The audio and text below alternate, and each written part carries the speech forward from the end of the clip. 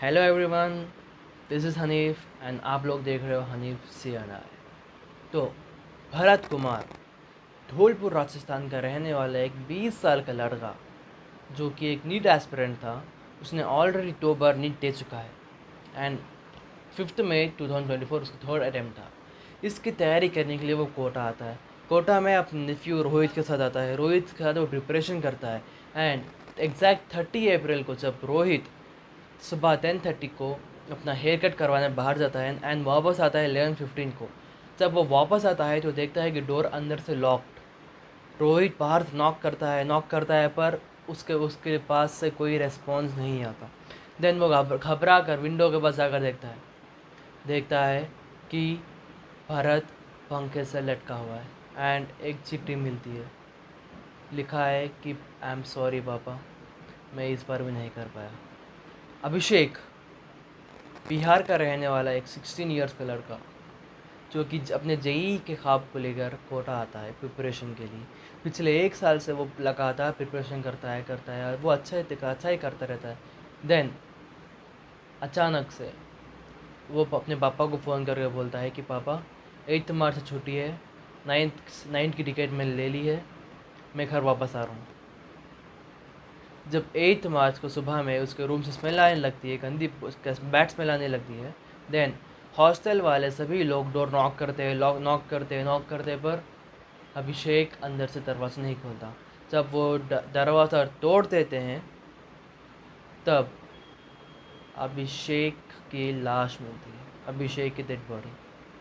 ना हुआ 9 तारीख को घर जा रहे हैं। मुझे कोई दिक्कत भी है, बोला कोई दिक्कत नहीं है, पैसा वैसा भी जाओगे इसके पास।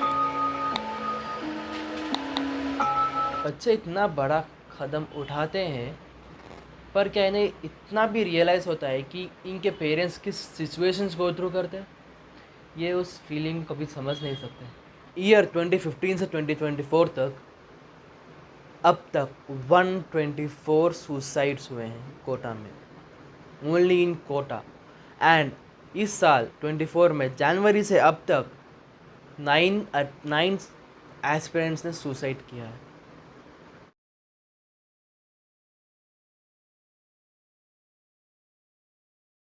This year, total medical seats in India were 55,880 and total number of aspirants were 25 lakhs.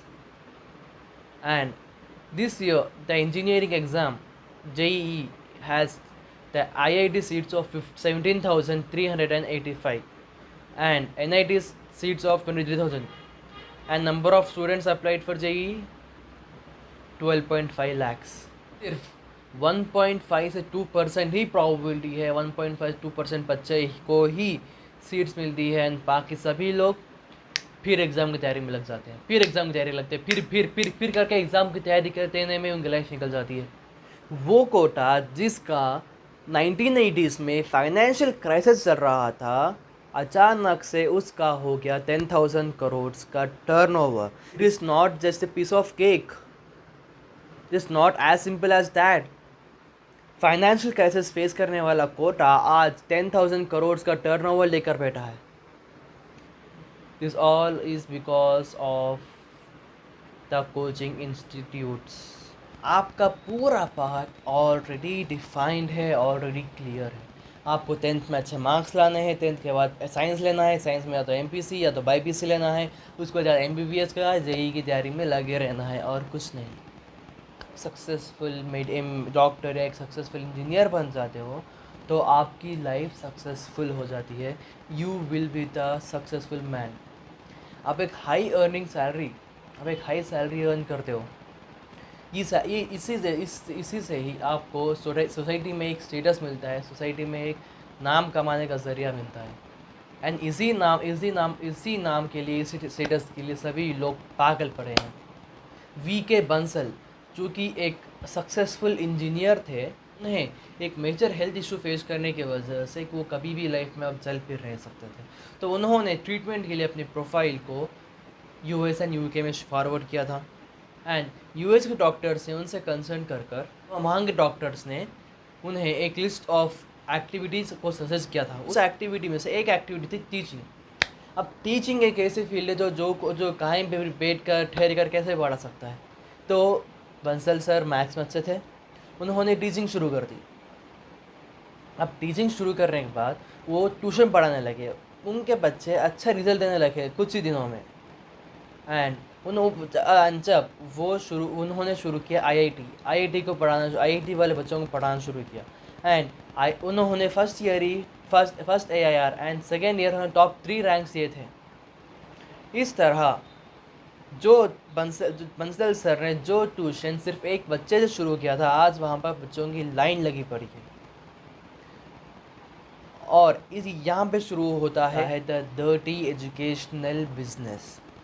यहाँ पर आप कई सारे कोचिंग इंस्टीट्यूट ने भी देख लिया कि यहाँ पर तो बच्चों का क्रेज़ बढ़ रहा है, कई सारे बच्चे यहाँ पूरी इंडिया भर से बच्चे यहाँ पे कोटा में पढ़ाई कर रहे हैं। तो अब इन्होंने भी अपना एक ब्रांच खोल दिया।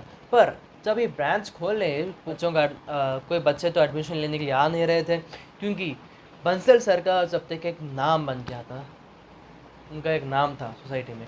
तो इन्होंने जब बंसल इंस्टीट्यूट के हाई टॉप के टीचर्स को हाई पेमेंट देकर खरीद लिया। एंड जब से इन्होंने शुरू किया फिर इन्होंने बच्चों के पास से हाई फी कलेक्ट करना शुरू किया। ये यहाँ पे होती है शुरुआत कोटा का 10,000 करोड़ का टर्नओवर से। अब एक कोचिंग इंस्टीट्यूट में एक साल में कई हज़ारों बच्चे एडमिशन लेते हैं, पर क्या पूरे हज़ारों बच्चे निकाल सकते हैं क्या कॉम्पिटिटिव एग्ज़ाम्स? कोचिंग इंस्टीट्यूट सिर्फ अपने टॉप रैंक्स को डिस्प्ले करती है, जैसे कि 1, 2 या 3 टॉप रैंक्स को डिस्प्ले करती है। एंड बाकी के जो छोटे छोटे रैंक्स है उन्हें पीछे लगा कर रखती है ताकि वो एक डिस्प्ले बने रहे। बच्चों को बहकाते हैं एंड बच्चे इसी बहकावे में आकर एडमिशन ले भी लेते हैं। लेने बाद 1, 2 या 2-3 महीने तक बच्चा लगातार मन लगाकर पढ़ता है, अपनी मेहनत करता है। पर अगर उसका थोड़ा बैकलॉग शुरू हो गया, देन वहाँ पर शुरू होता है उसका मोटिवेशन कम होना, उसका कॉन्फिडेंस लो होना, बच्चा कुछ कर नहीं पाता। अब उसके रिसर्च अब जब एक बच्चा 10th में अच्छे मार्क्स स्कोर करता है, 12th में अच्छे मार्क्स स्कोर करता है, तो हर कोई रिश्तेदार, हर उसके फैमिली रिलेटिव्स, हर कोई उससे एक्सपेक्टेशंस लगा के रखते हैं। हर कोई उससे ये उम्मीद लगाते हैं, कहते हैं कि तेरा हो जाएगा, तेरा क्या है, तेरा तो हो जाएगा। तूने 12th में अच्छे मार्क्स लाए, 10th में अच्छे मार्क्स लाए, 12th में अच्छे मार्क्स लाए, तेरा तो हो ही जाएगा, तेरा कैसे नहीं होगा। But only you know the reality. तो क्या इंडिया को डॉक्टर्स नहीं चाहिए? क्या इंडिया को इंजीनियर्स नहीं चाहिए? हाँ चाहिए, बहुत ज़्यादा अमाउंट में चाहिए। पर अगर आप देख रहे हो द रेशियो, सीट्स है 55,880 and number of students apply है 25 लाख मेंबर्स। क्या कुछ तो भी कंपैरिजन है इसका? नहीं। अगर WHO के अकॉर्डिंग देखा जाए तो टोटल 10,000 पेशेंट्स को सिर्फ और सिर्फ 7 to 8 डॉक्टर्स ही अवेलेबल हैं। एंड इंडिया को सबसे कम रैंकिंग दी जा रही है as compared to Iraq, Nepal and South Africa. यहाँ पर भी बहुत ज़्यादा अमाउंट ऑफ डॉक्टर्स आ रहे हैं। इसका सोल्यूशन क्या है? या तो गवर्नमेंट नंबर ऑफ़ सीट्स को इंक्रीज़ करे या तो नंबर ऑफ़ स्टूडेंट्स को डिक्रीज़ करें। मैं इस वीडियो से बस पेरेंट्स को एक ही मैसेज देना चाहता हूँ कि अपने बच्चों को प्रेशराइज़ मत करो, उन्हें वही कराओ जो वो करना चाहते हैं एक्चुअल में।